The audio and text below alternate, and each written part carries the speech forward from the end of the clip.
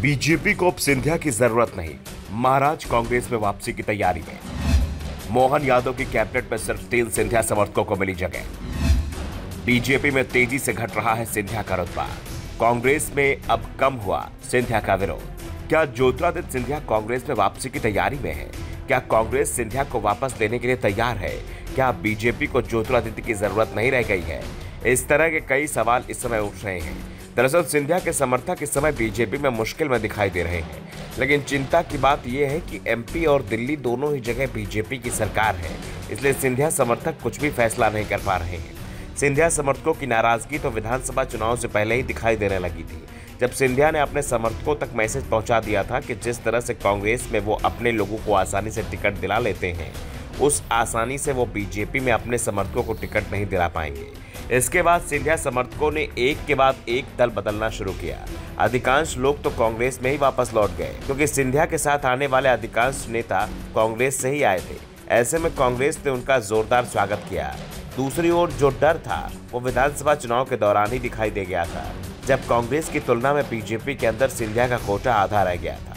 कांग्रेस में जब सिंधिया थे तो विधानसभा चुनाव में 45 से 50 समर्थकों को वो टिकट दिला लेते थे, जबकि बीजेपी में सिंधिया समर्थक 2 दर्जन लोगों को ही टिकट मिल पाया था।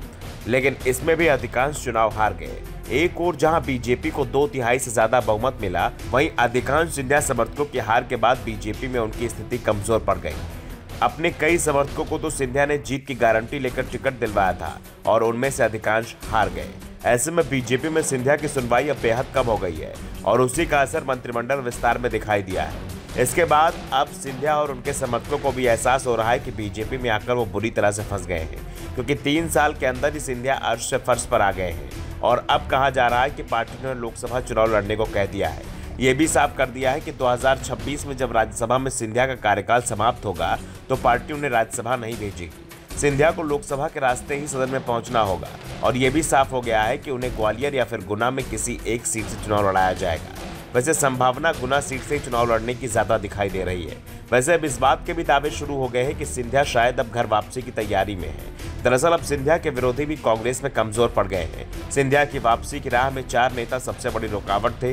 पूर्व सीएम कमलनाथ, जिनके चलते सिंधिया को कांग्रेस छोड़नी पड़ी थी। दूसरी दिग्विजय सिंह, जो सिंधिया की वापसी की संभावना का ही विरोध कर रहे थे।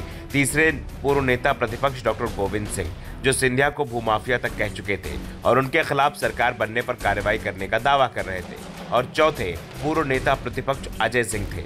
लेकिन विधानसभा चुनाव में मिली हार के बाद ये सभी नेता किनारे लगा दिए गए हैं। कमलनाथ अब सिर्फ विधायक रह गए हैं। दिग्विजय सिंह की भी अब मध्य प्रदेश के मामले में ज्यादा सुनवाई को हाईकमान तैयार नहीं है। अजय सिंह को किनारे कर दिया गया तो डॉक्टर गोविंद सिंह तो राजनीति से संन्यास ही ले गए हैं। ऐसे में अब अगर सिंधिया कांग्रेस में वापसी करते हैं तो उनका वहां उग्र विरोध नहीं होगा। दूसरा, इस समय कांग्रेस के कार्यकर्ताओं में बेहद दबाव दिखाई दे रहा है और बीजेपी से कोई बड़ा नेता पार्टी में आता है तो कार्यकर्ताओं में भी आत्मविश्वास लौट सकता है। वैसे सिंधिया ने अभी तक इस तरह के कोई संकेत नहीं दिए हैं कि वो बीजेपी छोड़ने का मन बना रहे हैं। ब्यूरो रिपोर्ट, द नव दर्पण न्यूज।